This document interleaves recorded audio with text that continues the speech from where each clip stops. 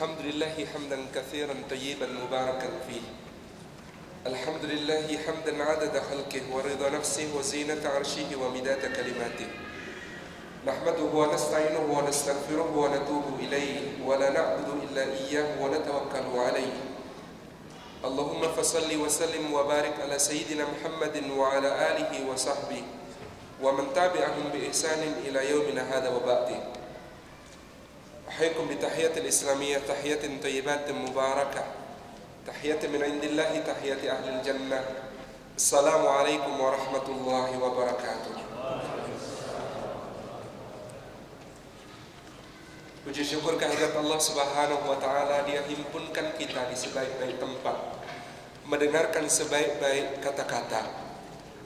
Mudah-mudahan kita berada di dalam keadaan yang disampaikan Nabi sallallahu alaihi wasallam, majtama'a qaumun fi baitin min buyutillah yatluna kitaballahi wa yatadarasunahu bainahum illa ghasyiyatuhumur rahmah wa haffathumul malaika wa nazalat alaihimus sakinah wa dzakarahumullahu fi man 'indah. Satu kaum yang berhimpun di satu rumah di antara rumah-rumah Allah, membaca kitab Allah, mengkaji makna-maknanya, mendalami pemahaman-pemahamannya, maka Allah curahkan rahmat bagi mereka. Allah naungkan sayap-sayap malaikat untuk mereka. Allah turunkan sakinah, ketentraman ke dalam hati-hati ahli majelisnya.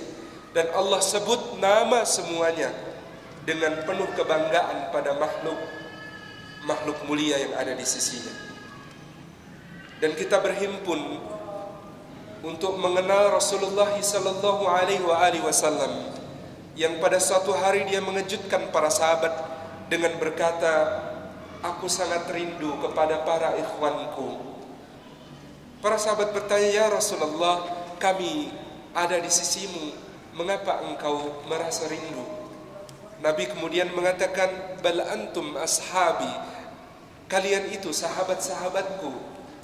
Lalu siapakah ikhwan-ikhwanmu ya Rasulullah? Tanya para sahabat dengan nada cemburu. Kata beliau sallallahu alaihi wasallam, "Ikhwan-ikhwanku adalah orang yang tidak pernah berjumpa denganku, tetapi mereka beriman terhadap apa yang aku bawa, membenarkan kenabianku, dan mereka merindukan aku, menginginkan berjumpa denganku, banyak membaca selawat atasku." Ya Allah, jadikan kami adalah ikhwan-ikhwan yang dirindukan Rasulullah sallallahu alaihi wasallam. Jadikan kami adalah orang yang berhak atas sambutannya di Al-Haud, meminum dari telaganya Al-Kautsar, bernaung di bawah panji-panjinya yang mulia, dan mendapati syafaatnya di yaumil qiyamah. Hadirin yang dimuliakan oleh Allah Subhanahu wa Ta'ala, majelis jejak Nabi adalah ikhtiar kecil kita untuk mencintai seseorang yang paling layak untuk dicintai. Allahu yarham Haji Muqtamid Khalil guru kami mengatakan, "Kelak engkau para santriku bertugas untuk mengenalkan Allah kepada umat ini. Tetapi kalau engkau tidak sanggup mengenalkan Allah, kenalkanlah orang yang paling mengenal Allah, yaitu Rasulullah sallallahu alaihi wasallam." Mudah-mudahan perhimpunan kita hari ini adalah tanda cinta kita kepada Rasulullah sallallahu alaihi wasallam. Rekan-rekan yang disayang Allah, saya agak terlupa. Kita sampai ke poin berapa kemarin? Terakhir perjumpaan kita 4 atau 5? 5 sudah. 5 selesai ya. Baik. Kita memasuki poin ke-6 pembahasan kita dalam keutamaan mempelajari sirah Nabi sallallahu alaihi wasallam. Allah berfirman di surah Yusuf ayat yang ke-108. Muntalaq pembahasan kita di ayat ini, firman Allah, "A'udzu billahi minasyaitonir rajim. Qul hadhihi sabili ad'u ila Allah ala basiratin ana wa man ittaba'ani wa subhanallahi wa ma ana minal musyrikin." Shadaqallahul azim. Qul, katakan hai Muhammad, hadhihi sabili, inilah jalanku, ad'u ilallah, aku menyeru, berdakwah, mengajak, menarik ke jalan Allah Subhanahu wa Ta'ala. ala basiratin, di atas ilmu yang terang, bukti-bukti yang nyata. Ana, aku sendiri, wa manittaba'ani, dan siapapun juga yang mengikuti aku. Wa subhanallah, dan maha sucilah Allah Subhanahu wa ta'ala. Wa ma ana, dan tidaklah aku ini minal musyrikin, termasuk golongan orang-orang yang mempersekutukan Allah Subhanahu wa ta'ala. Surah Yusuf adalah salah satu surah yang turun secara utuh, bulat, lengkap dari awal sampai akhirnya dalam satu kesempatan nuzul. Turunnya surah Yusuf diawali dengan hadirnya para sahabat radhiyallahu anhum ajma'in menghadap Nabi sallallahu alaihi wasallam. Kata mereka, "Ya Rasulullah, betapa payah dan betapa lelahnya dakwah ini. Betapa berat dan betapa penuh dengan onak, duri, tantangan, rintangan, kesulitan, kepayahan yang kami alami di dalam menegakkan agama Allah. Betapa beratnya ayat-ayat Allah yang turun kepada kami. Maka ya Rasulullah, ringankanlah hati kami dengan bercerita kepada kami. Ringankanlah hati kami dengan mengisahkan suatu cerita kepada kami. Ringankanlah hati kami dengan menghikayatkan sebuah cerita untuk kami." Rasulullah SAW terdiam sejenak. Lalu datangnya Jibril alaihissalam atas utusan dari Allah membawakan ayat yang kemudian membuka surah Yusuf, dan Allah berfirman, "Nahnu naqussu 'alaika ahsanal qasas." Kami ceritakan kepadamu sebaik-baik kisah. Kami ceritakan kepadamu sebaik-baik hikayat. Kami ceritakan kepadamu sebaik-baik cerita. Dan sebaik-baik cerita itu membentang dari awal kehidupan seorang anak yang punya mimpi, yang dia melihat 11 bintang, bulan dan matahari bersujud kepadanya. Yang orang tuanya berpesan, "Nak, jangan ceritakan mimpi itu kepada saudara-saudaramu, karena aku khawatir mereka akan berhasad, berdengki kepadamu." Kita tahu cerita itu adalah jawaban tentang doa-doa kita yang kita panjatkan di setiap salat, di setiap rakaat, di setiap kita membaca surat Al-Fatihah. Doa yang paling penting di dalam hidup kita. Doa itu berbunyi, ihdinas siratal mustaqim. Doa yang paling penting dan doa yang paling mulia dari semua doa. Ya Allah, tunjukkan kami ke jalan yang lurus. Banyak yang keliru memahami, seakan-akan jalan yang lurus itu adalah jalan di dalam kehidupan yang bebas hambatan. Jalan di dalam kehidupan yang kemudian membentang lapang. Jalan di dalam kehidupan yang tidak ada aral melintang. Dipikirnya jalan yang lurus itu adalah jalan yang kemudian kalau minta kepada Allah langsung dikabulkan. Kalau ada kesulitan langsung pergi. Kalau kemudian mendapatkan musibah langsung, atau bahkan menganggap jalan yang lurus adalah jalan tanpa musibah, jalan tanpa kesulitan, jalan tanpa onak, jalan tanpa duri, lapang sekali. Dipikirnya kalau sudah menjadi kekasih Allah Subhanahu wa ta'ala, lalu selesai semua urusan. Tidak, sesungguhnya tidak demikian. Karena siratal mustaqim dijelaskan oleh ayat berikutnya. Apa bunyi ayat berikutnya? Siratal ladzina an'amta 'alaihim, jalannya orang-orang yang telah Engkau beri nikmat ya Allah. Dan perhatikan jalan orang yang telah diberi nikmat oleh Allah sejak Adam alaihi salam sampai Muhammad sallallahu alaihi wasallam. Apakah jalannya di dunia lurus? Tidak. Lurusnya kepada Allah, lurusnya ke langit, ke Sidratul Muntaha, di sisi Allah Subhanahu wa taala. Hati mereka senantiasa menghadap lurus kepada Allah. Tetapi ketika di dunia, maka jalan yang lurus itu berwujud jalan yang berliku-liku, berkelok-kelok, penuh tanjakan dan turunan, tebing yang terjal, naik ke bukit, turun ke lembah, dengan berbagai macam tikungan yang sangat mematikan. Siratal ladzina an'amta 'alaihim, permohonan kita adalah agar kita ditunjukkan jalan yang lurus, jalan orang-orang yang telah diberi nikmat oleh Allah. Maka itu berarti jalannya Adam yang pernah gagal tetapi berhasil memaknai kegagalannya, yang memiliki anak tapi tidak semua anaknya saleh. Idris yang kemudian juga menjadi seorang pejuang yang mengawali segala ilmu. Nuh yang 500 tahun berdakwah dan pengikutnya bisa dihitung dengan jari, yang membuat kapal di atas puncak bukit diketawakan dan bahkan kapalnya diisi dengan tinja oleh para mad'unya.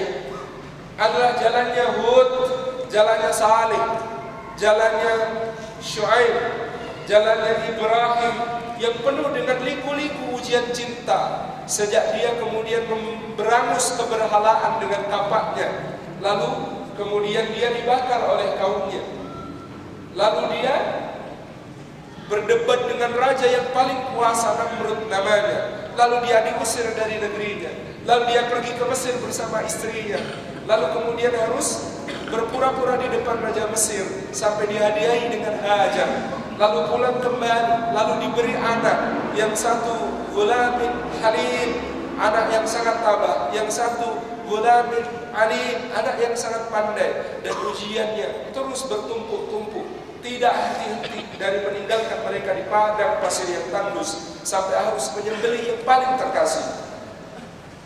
Jalan ini adalah jalannya Musa, jalannya Isa, jalannya Muhammad yang berliku-liku itu. Dan semua liku-liku itu dihimpun oleh Allah dengan surah Yusuf untuk ditunjukkan kepada Muhammad sallallahu alaihi wasallam dan para sahabatnya tentang sebaik-baik cerita. Dan sebaik-baik cerita di dalam hidup kita adalah yang berliku-liku, bukan yang lurus saja. Rasulullah sallallahu alaihi wasallam pernah disebut oleh seorang sahabat sebagai Dzul Hasabil A'la, pemilik nasab yang paling. Sallallahu alaihi wasallam, lastu ana, bukan aku pemilik nasab yang paling tinggi. Pemilik nasab yang paling tinggi adalah Yusuf bin Yakub bin Ishaq bin Ibrahim, seorang nabi, putra seorang nabi, cucu seorang nabi, buyut seorang nabi. Jadi kalau begitu kita mau sama Yusuf tandingan apa coba? Ganteng kalah, nasab kalah, jabatan kalah, gitu. Dan kemudian kebaikan akhlak kalah. Sempurna seorang seperti Yusuf alaihissalam, tetapi kisah cintanya orang ganteng hati-hati, banyak resiko, banyak lika-liku sejak kecilnya. Bagaimana kemudian tidak mudah menjadi seorang Yusuf yang kemudian dijadikan model oleh Allah bagi semua orang, bahwa inilah jalan hidup yang terbaik, inilah kisah yang terbaik, kisah yang berliku-liku sejak disayang oleh orang tua dan kemudian didengki oleh saudara, lalu dimasukkan ke dalam sumur, lalu orang tuanya berduka, tidak tahu di mana dia, dan anak kecil itu ditolong oleh sebuah kafilah dagang, dibawa tapi ternyata dijual sebagai budak. Hati-hati, ganteng biasanya bakal jadi budak. Dijual sebagai budak, kemudian mendapatkan ujian pada masa di mana kemudaannya pada puncaknya, syahwat sedang bergelora. Tidak mudah baginya menaklukkan godaan itu, tetapi dia lolos dan dia lulus, sehingga dipuji oleh Allah Subhanahu wa taala, bukan karena tidak berminat kepada wanita yang menggodanya, tapi justru karena sangat-sangat menginginkan wanita itu. Walaqad hammat bihi wa hamma biha. Yusuf tidak terpuji karena tidak berminat. Yusuf terpuji karena dia sangat berminat kepada wanita itu, tetapi dia berhasil memalingkan dirinya dari syahwat yang kecil. Sobek bajunya bagian belakang. Kalau kita mungkin bagian samping begitu, tidak sesolah yang sobek bagian belakang, tapi juga insya Allah tidak sebejat yang sobek bagian depan. Dan seterusnya sampai kemudian kisah hidupnya yang penuh dengan pengabdian, dimanapun dia berada berdakwah, dan dimanapun dia berada dia tebarkan kebaikan, kemaslahatan bagi masyarakat, sampai dia harus berkorban perasaan, sampai dia kemudian harus menerima saudara-saudaranya dengan penuh lapang hati tanpa menceritakan bagian paling seru dari kisah hidupnya. Di antara kebaikan Yusuf adalah ketika ditanya bapaknya, "Nak, bagaimana ceritamu?" Dia tidak mengatakan Allah telah diberi nikmat kepadaku ketika mengeluarkan aku dari dalam sumur. Tidak, bagian paling seru dari hidupnya tidak diceritakan demi menjaga perasaan saudara. Itulah sebabnya kenapa dia dijuluki sebagai Yusuf Al-Khair, Yusuf si baik hati. Karena dia bukan cuma melupakan bukan cuma memaafkan, tetapi tidak pernah mengungkit-ungkit kesalahan saudaranya, bahkan dalam cerita yang diminta oleh orang tuanya sendiri. Kalau kita kan paling suka menceritakan bagian paling seru dari hidup kita. Bahkan kadang-kadang kalau paling seru itu bisa dilombakan, meskipun itu penderitaan, kita lombakan. Ada yang cerita, subhanallah kemarin saya delay 4 jam di bandara. Kata yang satu, mending jam 4 jam, saya dulu 6 jam. Jadi kita suka memperlombakan penderitaan kita, seakan-akan makin menderita itu makin mulia. Ya bisa juga, tapi belum tentu. Maka Abu Darda radhiyallahu anhu itu doanya menarik. Kata Abu Darda, ya Allah, sesungguhnya kau uji aku dengan nikmat-nikmat, lalu kau tolong untuk bersyukur. Lebih aku sukai daripada kau uji aku dengan musibah-musibah, lalu kau minta aku untuk bersabar. Ya Allah, tetapi jadilah kehendakmu bukan kehendakku. Jadi kata Abu Darda, kalau boleh ini saya lebih suka diuji supaya syukur ya Allah, daripada diuji supaya sabar. Tapi kalau mau dikagumi malaikat, sabar. Karena kalau syukur ya dikagumi. Karena malaikat itu ahli syukur, malaikat itu ahli tasbih, ahli tahmid, ahli tahlil. Malaikat itu ahli sujud, ahli ruku, ahli ibadah, sesuai dengan yang diperintahkan Allah kepada mereka. Tetapi kalau soal sabar, malaikat geleng-geleng kepala lihat manusia. Hebat sekali manusia. Kenapa? Mereka susah payah penciptaannya, nggak kayak kami, langsung jadi jelek gitu. Kalau manusia kan mengandung dulu, ibunya kasihan gitu ya, bayinya juga kasihan, melahirkan semuanya kasihan gitu. Bapaknya juga ikut kasihan. Sampai tumbuh, mau jalan aja susah, mau ngomong kalau lapar, pipis sama ataupun kemudian gerak sama omongannya, nangis, nggak bisa yang lain. Payah benar hidup manusia itu, susah. Maka khalaqal insana fi kabad, payah terus, susah payah. Makanya malaikat kalau ada orang sabar itu takjub. Sehingga apa kata para ulama, sambutan para malaikat untuk yang masuk surga berbunyi, salamun alaikum bima sabartum, salam sejahtera atas kalian disebabkan kesabaran kalian. Karena malaikat paling takjub kepada orang yang bersabar. Tetapi sabar dan syukur ditanyakan kepada Sufyan Ats-Tsauri, mana yang lebih utama, sabar atau syukur? Kata Sufyan Ats-Tsauri, apakah kau tidak membaca surah Shad? Ada apa di surah Shad? Kata Sufyan Ats-Tsauri, pujian untuk Sulaiman alaihi salam dan Ayyub alaihi salam, kisahnya dijajarkan, kalimatnya sama. Ni'mal abdu innahu awwab, sebaik-baik hamba, dia adalah hamba yang sangat taat kepada Allah. Itu untuk memuji Sulaiman yang mengatakan, hadza min fadli rabbi liyabluwani ashkuru am akfur. Ini adalah karunia Rabbku semata untuk menguji aku apakah aku bersyukur atau kufur. Dan digunakan untuk memuji Ayyub yang berkata, inna masyaallah syaitan binusri wa adab. Ini syaitan sedang mencobai aku ya Allah dengan kepayahan dan siksa. Sama ujiannya, sabar dan syukur sama mulianya. Tapi yang kemudian ulama yang suka bersyukur mengatakan, oh syukur agak lebih utama. Buktinya apa? Sulaiman disebut duluan. Kenapa kok syukur lebih utama? Kata ulama itu, karena lebih banyak orang mampu bersabar dalam musibah daripada orang yang mampu bersyukur di dalam nikmat.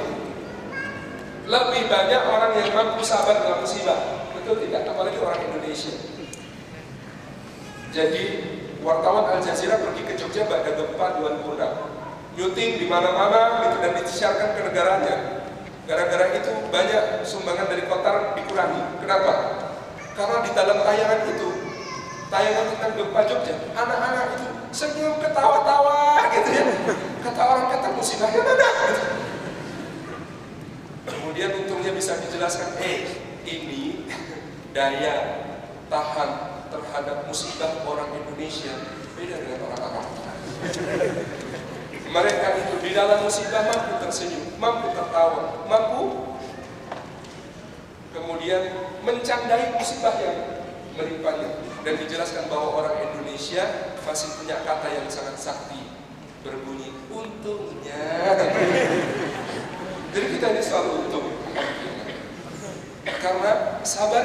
Untung itu karena sabar dibandingkan orang yang kemudian diberi nikmat lalu lalai di dalam syukurnya, jauh lebih sedikit daripada yang diberi musibah lalu bersabar. Ini kata para ulama yang mengunggulkan syukur. Dan kata ulama yang mengunggulkan sabar, ya tidak, masa disebut duluan lantas lebih utama? Belum tentu. Ayub juga lebih dahsyat di dalam ibadahnya, di dalam kesyukurannya, di dalam kesabarannya terhadap keadaan yang menimpanya, sehingga kemudian nanti kita bisa melihat Ayub alaihissalam letaknya di dalam langit. Di langit keberapanya itu sangat tinggi sebagai seorang yang amat sangat sabar. Liku-liku kehidupan, dan inilah Yusuf bin Yakub bin Ishak bin Ibrahim, salah satu permata dari Bani Israel. Dan kita tahu Bani Israel ini kaum yang diberi kelebihan oleh Allah Subhanahu wa ta'ala, seperti kita sebut kemarin dalam kisah Musa. Uniknya Quran itu sangat teliti pilihan katanya, sebab dia berasal dari firman yang maha mulia. Kalau menyebut Ismail, begini kata Allah, "Fabasyarnahu bighulamin halim." Kami beri kabar gembira kepada Ibrahim dengan seorang bocah halim. Halim itu apa? Tabah, santun, lembut, pemaaf, tahan ujian, prihatin, kuat. Halim itu Ismail, dan sifat keturunan Ismail demikian adanya sampai puncaknya Rasulullah Muhammad SAW. Halim orangnya. Sedangkan ketika memberikan kabar gembira tentang Ishak, kalimatnya berbunyi fabasyarnahu bighulamin alim. Kami beri kabar gembira Ibrahim dengan seorang bocah yang sangat pandai, sangat berilmu. Jadi kalau Ismail itu halim, kalau Ishak itu alim. Jadi kalau keturunannya Ishak pandai-pandai, jadi nabi-nabi, kita tidak heran. Demikianlah Allah gariskan fabasyarnahu bighulamin alim dan fabasyarnahu bighulamin halim. Sebuah keagungan dari Allah Subhanahu wa ta'ala. Maka pembagian kita masing-masing, kalau kita menjumpai ada orang alim tetapi tidak halim, kita maklumi. Kalau kita menjumpai ada orang halim tetapi tidak alim, juga kita maklumi. Kullun ya'malu ala syakilati. Setiap kita beramal dengan apa yang telah dibebankan sekaligus ditukarkan oleh Allah Subhanahu wa ta'ala kepadanya. Maka amal seseorang ditinjau dari bagaimana kemudian dia memanfaatkan sebesar-besar apa yang dikaruniakan Allah kepadanya untuk menjadi sebaik-baik amal. Rangkaian surah Yusuf yang panjang menceritakan lika-liku kehidupan itu, kemudian ditutup oleh Allah salah satunya dengan ayat ini, ayat ke-108. Sebelum nanti kita bahas juga ayat ke-111, firman Allah, "Qul," katakan hai Muhammad, "Hadihi sabili," ini adalah jalanku, "ad'u ilallah," aku menyeru berdakwah ke jalan Allah, "ala basiratin," di atas bukti-bukti yang nyata, ilmu-ilmu yang terang, langkah-langkah yang jelas, "ana wa man ittaba'ani," aku dan orang-orang yang beserta denganku, "wa subhanallahi," dan maha suci Allah, "wa ma ana minal musyrikin," dan aku ini tidak termasuk orang-orang yang persekutukan Allah. Al-Allamah Mustafa Masyhur menggaris bawahi ayat ini sebagai himpunan seluruh kaidah dakwah, seluruh fikih dakwah ada di dalam ayat ini. Beliau membaginya menjadi 6 fikih dakwah. Pertama, hadhihi sabili. 2, ad'u ilallah. 3, ala basiratin. 4, ana wa man ittaba'ani. 5, wa subhanallah. Wa ma ana minal musyrikin. Dan kaidah dakwah ini keenam-enamnya wujud di dalam sirah nabawiyah yang kita baca dari awal sampai akhir. Maka siapapun yang menghendaki mengambil jalan yang ditempuh Rasulullah di dalam memperbaiki umat, perhatikan sirah dengan kacamata keenam fikih dakwah ini. Pertama, hadihi sabili, ini adalah jalanku, jalan yang berliku-liku. Itu adalah jalannya Nabi Muhammad SAW. Sifat dari jalan itu ada 3. 1, tulut tariq, panjang tempuhannya. 2, qillatur rijal, sedikit yang mau menempuhnya. 3, kathratul uqubat, banyak masalah, banyak timpaan, banyak cobaan di dalam sepanjang perjalanan. Pertama, hadihi sabili, inilah jalanku, maka tulut tariq, panjang sekali. Setiap kita kemudian memahami bahwasanya jalan dakwah ini tidak kemudian seperti membalik telapak tangan. Bahkan apa yang kita mulai hari ini boleh jadi tidak kita lihat ketika dia berbuah. Ketika kita menanamnya sekarang, mungkin dia baru akan bertumbuh sedikit demi sedikit di generasi anak kita, di cucu kita, atau bahkan kemudian baru akan berbuah pada beratus-ratus tahun sejak kita kemudian menanamkan dakwah di situ. Kita berkaca kepada apa yang disampaikan Ibrahim alaihissalam kepada Allah. Dia mengatakan, Rabbana wa ba'ath fihim rasulan minhum yatslu alaihim ayatik wa yu'allimuhumul kitaba wal hikmah wa yuzakkihim. Ya Allah, aku tinggalkan sebagian keturunanku di lembah tak bertanaman di dekat rumahmu yang mulia ini. Maka ya Allah, utus di kalangan mereka seorang nabi dari kalangan mereka sendiri, yang akan kemudian membacakan ayat-ayatmu untuk mereka, yang akan mengajarkan kepada mereka kitab dan hikmah, yang akan mensucikan hati mereka. Ibrahim berdoa, berharap bahwa Allah segera mengirimkan seorang pembimbing untuk umat yang ada di kota, di lembah Bakkah. Berapa tahun kemudian doa itu dikabulkan? Kata Ibnu Abbas radhiyallahu anhu, jarak antara Muhammad dengan Isa 600, Isa dengan Musa 1200, Musa dengan Ibrahim 2400, Ibrahim dengan Nuh 4800, Nuh dengan Adam 9600. Jarak tahunnya kira-kira begitu. Saya kira tidak exactly karena orang Arab tidak pernah ngomong angka dengan exactly. Kalau kita hitung antara Muhammad dengan Ibrahim, kalau demikian 600 ditambah 1200 ditambah 2400, 4200 tahun. Jadi dari Ibrahim mengangkat tangan untuk berdoa, memohon ada generasi penerus yang melanjutkan dakwahnya, dikabulkan oleh Allah 4200 tahun kemudian dengan diutusnya Rasulullah SAW. Maka nilai keagungan sebuah doa bukan pada secepat apa dikabulkan, tetapi seberapa lama dia memberi manfaat. Ibrahim mintanya wa ma'asbihim rasulan minhum yaslu alaihim. Yang diminta Ibrahim cuma seorang rasul dari kalangan mereka sendiri yang memohon kepada Allah, yang membacakan ayat Allah untuk mereka.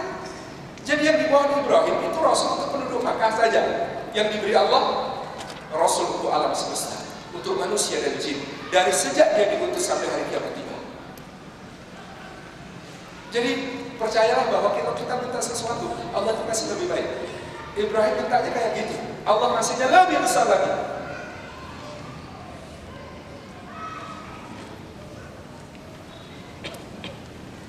Kepada semua nabi-nabi sebelum beliau, Rasulullah memanggil saudara. Tapi pada 3 orang Rasulullah memanggil bapak, Ibrahim, Nuh, Adam.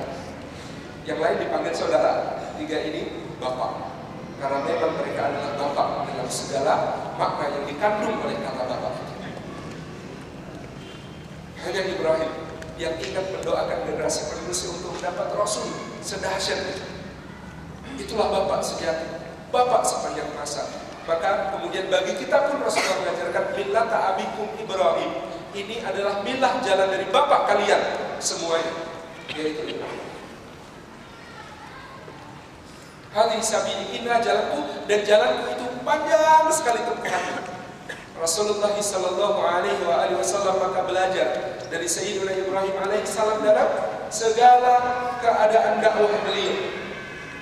Bayangkan kalau Ibrahim itu begitu melihat berhala, maka Ibrahim muda yang darahnya cepat naik, yang semangatnya menggebu-gebu, yang luar biasa keinginannya akan segera menyaksikan tauhid bertumbuh di bumi. Apa yang dia lakukan? Dia ambil kapak ketika kaumnya sedang parade di jalan-jalan festival perayaan. Dia hancurkan berhala-berhala itu. Kemudian dia kalungkan kepada yang terbesar yang disisakan. Begitu kaumnya pulang, siapa yang melakukan ini kepada berhala-berhala Tuhan-Tuhan kita? Orang sudah tahu, yang tidak suka sama berhala namanya Ibrahim, tangkap langsung. Ibrahim ditangkap, ditanya, kaukah yang melakukan ini hai Ibrahim kepada semua berhala kami? Kata Ibrahim, kenapa tidak kalian tanya kepada yang terbesar itu? Kapak juga masih di leher ini. Oh, dia kan tidak bisa ngomong, cuma bantu. Kata Ibrahim, kalau tahu cuma bantu, tidak bisa bicara, tidak bisa menjawab, bahkan tidak bisa melindungi dirinya sendiri, apalagi memberi manfaat dan madarat. Kenapa masih kalian sembah? Kita kemudian tahu kebenaran, mengantarkan kebenaran tidak hanya soal memenangkan argumentasi. Ibrahim dimakan. Maka kata Ibnu Qayyim al-Jauziyah, sesungguhnya dakwah yang kemudian kasar akan dibalas lebih kasar. Bedanya kalau Ibrahim ditolong Allah, kalau kita belum tentu. Jadi kalau dakwah dengan merusak akan dibalas dengan kerusakan yang besar. Bedanya kalau Ibrahim ditolong Allah, kita belum tentu. Maka 8 tahun setelah hijrah, maka total 21 tahun sejak Nabi SAW memulai dakwahnya, baru berhala-berhala itu hancur. Di tangan siapa berhalanya hancur?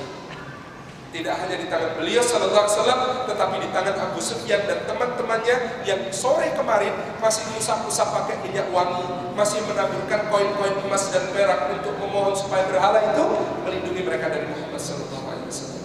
Kenapa? Karena yang berubah dalam jangka waktu panjang itu bukan sebuah kemungkaran berubah menjadi tiba-tiba ketaatan, tetapi dalam jangka waktu panjang itu yang berubah adalah sebuah akidah di dalam diri manusia, keyakinan yang selama ini mengakar kuat percaya kepada berhala-berhala itu, lalu berbalik menjadi kufur kepada semua berhala itu dan beriman kepada Allah SWT. Kadang-kadang kita perlu kemudian berinvestasi dakwah jangka panjang. Allah yarham Kiai Haji Ahmad Syahid Madu Rembang menyebutnya sebagai investasi sambung rasa. Beliau waktu itu masih muda, umur 28 tahun, sudah jadi kiai di kampungnya. Pada suatu malam, kampung ini terkenal kampung brengsek, banyak orang judi, mabuk, dan sebagainya.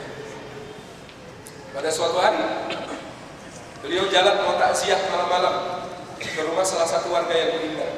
Begitu menjelang sampai ke tempat rumah duka, tiba-tiba beliau berhenti. Santri-santrinya yang dari belakang cuma ngikutin sambil duduk nabrak. Kiai, kenapa kok berhenti Kiai? Jangan keras-keras, lagi pada ngumpul. Maksud beliau lagi pada ngumpul, ternyata di depan rumahnya si orang yang kena musibah itu, bahasa Jawanya lek-lekan, begadang malam pada jaga rumah yang kena musibah sambil apa? Judi, rame-rame, dan itu ada minuman keras juga di situ. Nyetel dangdut keras banget. Sudah dangdut, judi plus mabok. Kata Kiai Mas Sahid, kita kembali. Loh, Kiai sekalian diingatkan Kiai, nahi mungkar wajib Kiai. Kata Kiai Ahmad Syahid, nanti dulu. Kalau aku kesana sekarang, aku khawatir mereka ribut. Nanti mereka kemudian jadi tidak mau ketemu aku. Kalau aku peringatkan sekarang, aku khawatir mereka kemudian akan mengatakan kami tidak akan meninggalkan ini selama-lamanya. Ya, jangan dulu, kita besok saja tak sampai pagi-pagi kita pulang dulu. Tapi Kiai Ahmad Syahid tidak sembarang pulang. Di rumah ngapain? Dia ingat semua wajah yang tadi. Dia ingat semua wajah yang tadi berjudi, mabuk dan lain sebagainya itu. Dia ingat-ingat, ya Allah yang ini, ya Allah berikan hidayah. Dia langsung qiyamul lail di rumah, mendoakan semua orang yang ada di situ, yang tadi berjudi dan mabuk. 15 tahun kemudian, semua yang dulu terlibat di dalam judi, mabuk, dan dangdutan koplo di rumah rumah duka itu tadi, 15 orang semuanya kira-kira semuanya menjadi pengurus yayasan pesantren Kiai Ahmad Syahid dan bersedia berkorban harta jiwa untuk pesantren ini. Ini soal bagaimana kemudian dalam jangka panjang kita berpikir tidak kemudian mengubah pada saat itu juga. Maka kata Yahya Al-Mustaquf, mantan juru bicara Presiden Abdurrahman Wahid, kalau ada yang mau nulis sistem pendidikan pesantren dan metodenya, silahkan kalau kurang kerjaan. Karena biasanya santri itu yang sukses dua macam, santri paling pintar dan santri paling nakal. Kalau santri biasa-biasa saja, alamat akan jadi biasa-biasa saja. Kalau santri paling pintar didoakan karena ngajinya benar dan kemudian kadang-kadang ikut kiai kemana diajak. Santri yang paling nakal itu biasanya juga sukses. Kenapa? Karena namanya paling sering disebut di dalam doa kiai. Ya Allah, saya ini diberi amanah oleh orang tuanya dan teman saya namanya Ahmad Romli pesantren. Nakal, subhanallah, luar biasa nakalnya, sampai kemudian dipanggil sama kiai, kucing belang. Marah kalau kiai marah, sudah kucing belang. Jadi para santri yang lain mikir ini besok anak jadi apa? Sudah dikutuk sama kiai jadi kucing belang.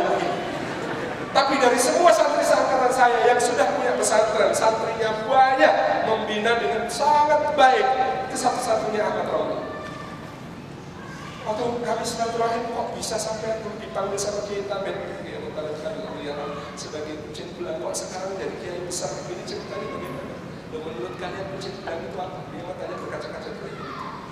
Kucing belang itu ya kucing nakal kok? Enggak, menurutku kucing belang itu macam yang sedang memanggilku untuk menjadi harimau.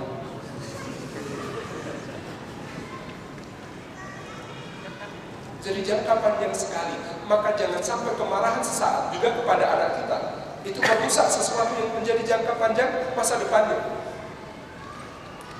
Seorang ibu marah sekali kepada anaknya karena anak ini sangat nakal. Maka dikatakan oleh si ibu, Allahu Akbar, tidak sanggup lagi mendidik engkau. Ya Allah, didiklah dia, jadikan dia imam Masjidil Haram. Maka siapa itu orangnya? Abdurrahman As-Sudais hafizahullah ta'ala, yang hari ini menjadi imam chief imam Masjidil Haram. Itu gara-gara ibunya mengutuk demikian adanya. Ada seorang anak yang nakalnya juga luar biasa di kampungnya Kang Randy di Banjarmasin. Solar sudah dia ambil karena orang tuanya nggak mau beliin Vespa baru. Solar itu dituangkan keliling rumah, mau dibakar rumahnya sendiri. Kata ibundanya, ya Allah nak, mudah-mudahan engkau telah menjadi orang yang membakar hati umat ini untuk cinta kepada Allah. Dan dia sekarang bermarkas di Sentul, Jawa Barat. Namanya Muhammad Arifin Ilham. Ada orang di Jombang, Jawa Timur, ketika kecil nakal sekali. Kalau buang air besar itu tidak mau di WC, maunya buang air besar itu diwadai dengan wadah nasi, wakul namanya. Dan ibunya diminta untuk menyimpan wakul itu ke dalam lemari makan yang berisi tinjanya, mohon maaf, itu di dalam lemari makan, tidak diizinkan untuk membuangnya sebelum dia yang mengizinkan. Buang baru sekali. Kata ibunya, ya Allah nak, insya Allah seluruh dirimu akan menjadi yang mengharumkan umat ini. Maka saya tidak enak menyebut namanya, tetapi orang ini yang saya kenal tahu betul bahwa orang ini memang membawa harum dengan ilmunya kemanapun dia pergi hari ini. Jangka panjang, tulpar ini menjadi ciri jadi dakwah itu. Hari sabili, jalannya itu panjang. Maka tidak bisa hari ini kita mengatakan besok lagi masalah umat akan selesai kalau kalian mengangkat saya jadi presiden. Tidak. Persoalan umat itu bukan cuma soal pergantian pemimpin, pergantian kekuasaan, betapa luar biasa besarnya. Maka Hasan al-Banna pernah mengatakan, siapa yang ingin memetik buahnya sebelum waktunya dia mendapatkannya. Tetapi siapa yang ingin sampai ke ujung ke tepi, mungkin dia baru akan memetiknya kelak di surga. Dakwah ini memberi manfaat kepada siapapun, tetapi manfaatnya bertingkat-tingkat. Bagi orang yang ingin memetiknya sekarang, sebab dia tidak sabar dengan jalan yang panjang itu, silakan. Tetapi sesungguhnya hakikatnya adalah jangan pernah menghitung hidup perjuangan yang panjang. Ini panjang sekali, dengan penuh kesabaran, dengan penuh keadilan, dengan penuh kemurahan. Kita kemudian harus bersabar-sabar dalam jalan yang panjang ini. Yang kedua, qilnatur rijal, sedikit orang yang mau menempuhnya. Jalan dakwah ini betapapun menariknya, tetap saja tidak diikuti oleh aksar, tidak diikuti oleh kebanyakan manusia. Jalan dakwah ini meskipun godaannya sangat indah, tidak apalagi dihadiri oleh orang sebanyak ini. Ya Allah, ya Rabb, kalau satu saja mendapatkan manfaat, terhidayahi, menjadi orang yang lebih baik dengan perantaraan kita, khairul laka minad dunya wa ma fiha, lebih baik bagimu bagi dunia seisinya. Maka semua demi Allah, manfaat besar dakwah kita bukan sebanyak apa orang yang berubah, tetapi kalau satu saja berubah, khairul laka minad dunya wa ma fiha, lebih baik bagimu daripada dunia seisinya. Godaannya begitu. Bahkan orang yang berdakwah didoakan dari burung-burung di langit sampai kemudian semut-semut di dalam liangnya dan ikan-ikan di dalam lubuk. Itu sebaik-baik perkataan, tetapi itu tidak cukup. Sebab ternyata banyak orang yang belum tertarik untuk menjadi bagian dari dakwah ini, apalagi pada umat sebelumnya. Maka umat Muhammad SAW telah akan menjadi al-akhiruna sabiqun, umat yang bungsu tapi paling sulung, umat yang paling akhir tapi paling awal, umat yang paling belakangan tapi paling depan. Dalam soal apa? Belakangan dalam tampil di panggung sejarah umat manusia, tapi paling awal di dalam masuk surga. Tidak diizinkan umat lain dan nabi-nabi lain untuk masuk surga sebelum umat Muhammad masuk surga. Kenapa? Kata para ulama, sebab umat Muhammad ini memakai selempang para nabi dan para rasul. Lihat pengikut Nuh, siapa yang berdakwah? Cuma Nuh, tidak ada yang lain. Karena memang tidak diberi kewajiban itu. Lihat umat Nabi Saleh, Nabi Hud, Ibrahim, Lut, Ismail, Ishaq, Yakub, Yusuf, Ayub, Syuaib, Musa, Harun, Dzulkifli, Daud, Sulaiman, Ilyas, Ilyasa, Yunus, Zakaria, Yahya, Isa. Umat-umat yang itu tidak diberi kewajiban untuk berdakwah. Maka kalau ada yang berdakwah, itu kemuliaannya luar biasa. Yang berdakwah ya nabinya. Sementara umat Muhammad ini beda.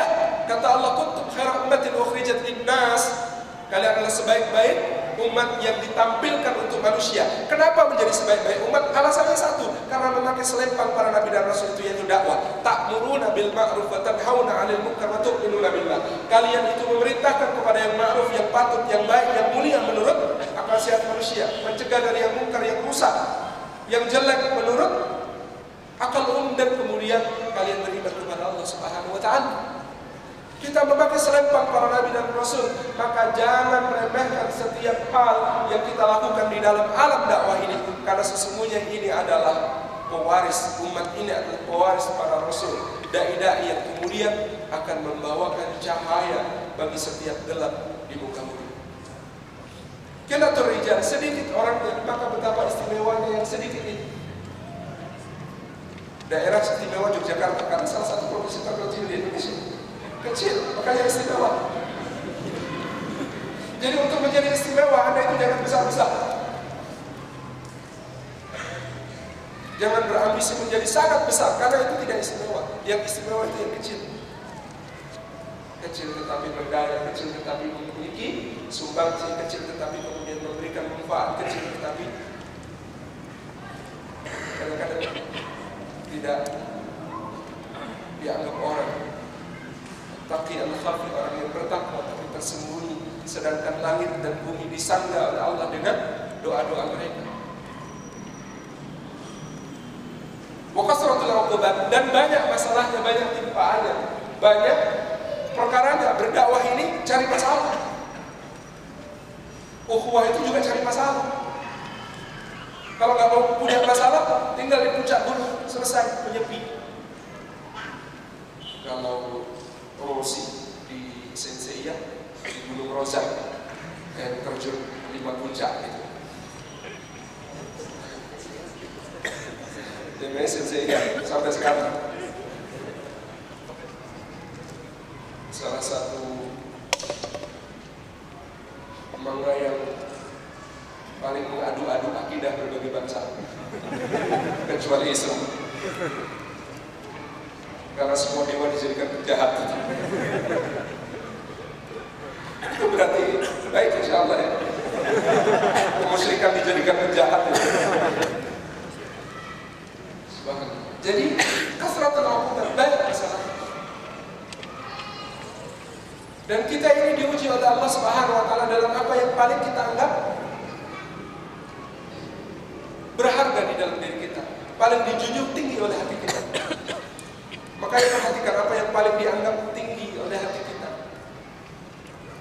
Ibrahim itu cinta, maka ujiannya semua ujian cinta. Karena dia cinta, penuh cinta kepada istri, disuruh pisah sama istrinya. Karena penuh cinta kepada istri, maka dikasih istri yang jomplang, yang satu Sarah, separuh kecantikan wanita sepanjang masa diberikan kepada Sarah, keturunan bangsawan dulu.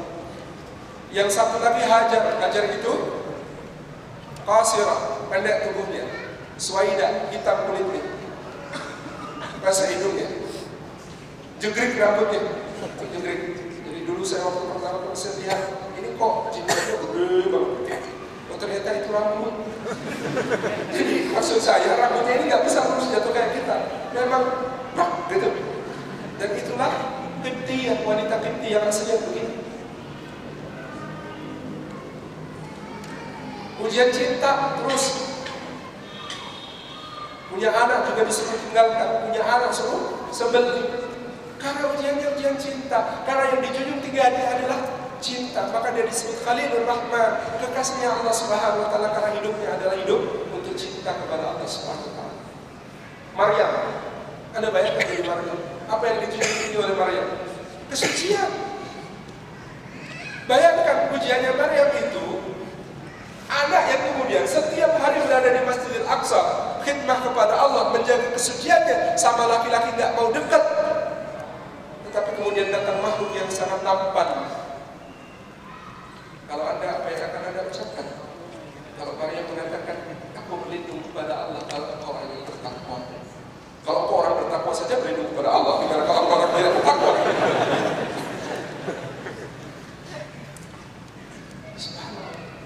Dan tanpa sentuhan seorang dia hamil. Anda bayangkan ujian apa itu? Ujian tentang kesuciannya. Orang mengatakan, yes, si Maryam katanya kesucian. Coba bayangkan. Semua ujiannya adalah tentang apa yang dibesarkan oleh hatinya. Apa yang paling menjadi hidup Ayub alaihissalam, anaknya, hartanya. Jadi cara Ayub berdakwah itu sebagai seorang nabi dulu adalah menunjukkan bahwa kalau kita taat sama Allah, kita makmur. Asasnya dakwah Ayub begitu. Maka Allah uji, miskin lo, habis lo, anakmu habis.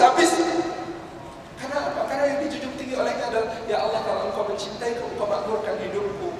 Engkau berikan kepada berbagai macam karunia, anak-anak yang sehat tumbuh, hewan ternak yang beranak pinak, ladang-ladang yang subur. Modelnya dakwah Ayub adalah makmur. Maka Allah Subhanahu wa taala, kata para ulama, uji dia dengan itu, cabut semuanya. Masih berdakwah enggak? Masih percaya enggak kalau dakwah jalan terbaik? Masih. Dia mengatakan, ya Rabbi, sisakan untuk lisan dan hatiku supaya aku tetap bisa berzikir kepadamu. Muhammad SAW, apa yang paling dijunjung tinggi? Asidku, jujur. Muhammad itu dari umur 0 sampai 40 jujur, nggak pernah dusta, dan semua orang tahu itu. Jujur, nggak pernah dusta. Dan tidak pernah dalam 40 tahun hidupnya ada orang yang mengatakan dengan ragu-ragu, ente bener nggak sih omongannya Muhammad? Nggak ada orang yang meragukan. Apalagi kemudian mengatakan, kamu dusta ya Muhammad ya? Nggak ada sama sekali satu orang pun. Bayangkan justru ketika kebenaran dari langit datang kepadanya, semua orang mengatakan, kadzabta ya Muhammad, kau dusta ya Muhammad. Bayangkan 40 tahun hidup dan gak pernah ada orang yang kemudian meragukan kata-katanya. Begitu kebenaran turun, justru semua orang mengatakan kamu dusta. Alangkah kemudian beratnya. Perhatikan apa yang paling kita junjung tinggi di dalam hati kita, itu yang akan menjadi pembuka ujian besar dalam hidup kita. yang menjunjung tinggi. Makanya semua dai itu juga harus waspada, diujinya sama Allah dalam apa yang kemudian biasa menjadi penyampaiannya, begitu saja. Makanya saya pilih Sirah Nabawiyah, mudah-mudahan aman ya. Soal rumah tangga, ya Allah akan uji soal rumah tangga. Pasti. Soal ini, soal itu, semuanya pasti akan Allah uji. Apapun. Jadi seperti hadis sabili, ini jalanku, jalan dakwah itu untuk diketahui oleh kita semua dengan dikirakan oleh Nabi di dalam ayat ini, bahwasanya jalan ini panjang, sedikit orang dan juga banyak masalah. Maka hebat kalau masih kemudian ngikut habis ini. Ad'u ilallah, aku berdakwah menyuruh ke jalan Allah. Kalimatnya ad'u, bukan da'amtu. Kalau da'amtu sekali selesai. Kalau ad'u terus menerus tanpa henti sampai mati. Ad'u bahkan ba'da mati. Apa ada dakwah ba'da mati? Ada. Satu, Abdullah bin Al-Haram, itu ayahnya Jabir bin Abdullah radhiyallahu anhu. Waktu perang Uhud, dia kemudian berjihad dan kemudian dia syahid. Abdullah bin Amir bin Haram ini syahid di perang Uhud. Ketika sudah sampai menghadap Allah, dia minta kepada Allah, ya Allah, tolong sampaikan keadaan kami para syuhada ini kepada orang-orang setelah kami, agar mereka tahu kemuliaan jihad dan kemuliaan salat fisabilillah. Bayangkan, sempat-sempat gitu, sudah menikmati surga yang begitu indah, begitu permai, tetapi Abdullah bin Amir bin Haram mengatakan, ya Allah, sampaikan keadaan kami. Maka kemudian turun ayat, wa la tahsabanna alladziina qutilu fi sabilillahi amwat bal ahya'u 'inda rabbihim yurzaqun. Jadi sampai turun ayat untuk mengabarkan kepada kita bahwasanya orang yang terbunuh di jalan Allah itu tidak mati melainkan hidup dengan mendapat rezeki. Farihina bima atallah, dengan penuh kebahagiaan mereka berada di dalam nikmat-nikmat Allah yang dikaruniakan kepada mereka. Itu dah mati masih dakwah. Ada lagi di surah Yasin, namanya Habib An-Najjar. Dia adalah orang yang kemudian gak pernah ngisi majelis sejak Nabi, gak punya ilmu. Dia orang yang tidak punya apa-apa. Dia orang yang kemudian bukan kiai, bukan alim, bukan ustaz, tidak hafal Taurat, tidak kemudian bisa mengajarkan Alkitab, tetapi dia kemudian mengatakan, wajah min aqsal madinati rajulun yas'a qala ya qaumi ittabi'ul mursalin. Dia orang yang suka bergegas-gegas dari ujung kota, dari pojokan, dari pinggiran. Ternyata sejak dulu para dai rumahnya pinggiran. Wajah min aqsal Madinah, ini dari pinggiran kota, seorang lelaki yang mengatakan, ya qaumi ittabi'ul mursalin, hai kaumku ikutilah para utusan Allah. Kerjaannya cuma ngapain? Cuma ajak-ajak aja. Yuk ikut utusan Allah yuk. Bro, kajian bro. Cuma mention di Twitter kerjaannya tuh. Yuk ke Al-Quran yuk gitu. Bukan orang berilmu, tetapi Allah menghargainya begitu tinggi, begitu mulia, sampai-sampai kemuliaan itu dia ditujukan oleh Allah, bahwa orang ini yang mulia itu hatinya, bukan lisannya yang bicara, bukan penyampaiannya yang indah, bukan bahasanya yang lembut, bukan kemudian logikanya yang dahsyat. Enggak, orang ini mulia hatinya. Allah sebutkan ketika sudah mati, dia mengatakan, ya laita qaumi ya'lamun bima ghafara li rabbi wa ja'alani minal mukramin. Aduhai, mudah-mudahan kaumku tahu, seandainya saja mereka tahu disebabkan apa aku ini diampuni semua dosaku dan dijadikan makhluk mulia di sisi Allah. Aduhai, seandainya mereka tahu.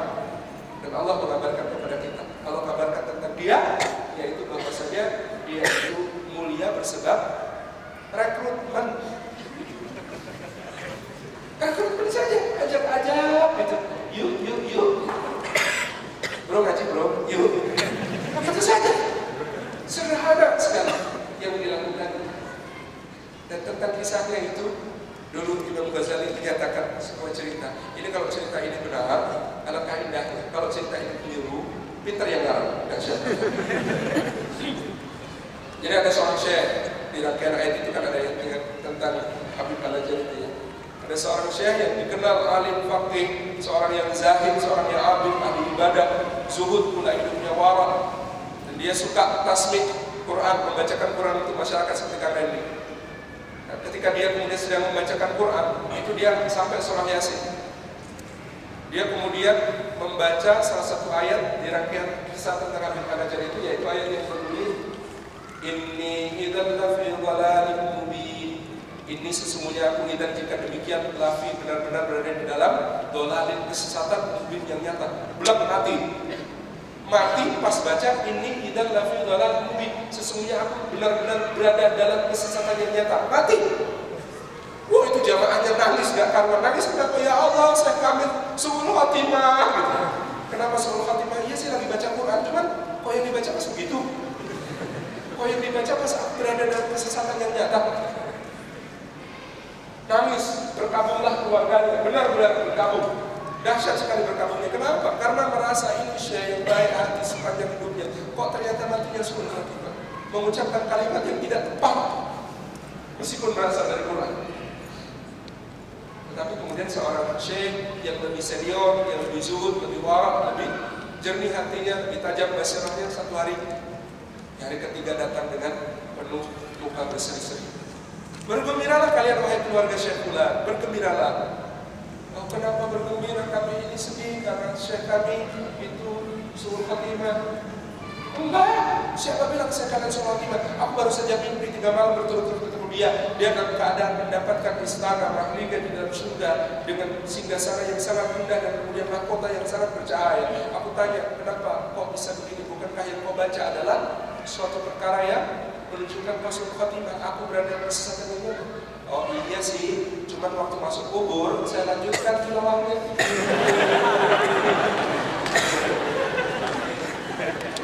Ya itu ketika malaikatnya datang mau nanyain apa kalimat selanjutnya di surah Yasin.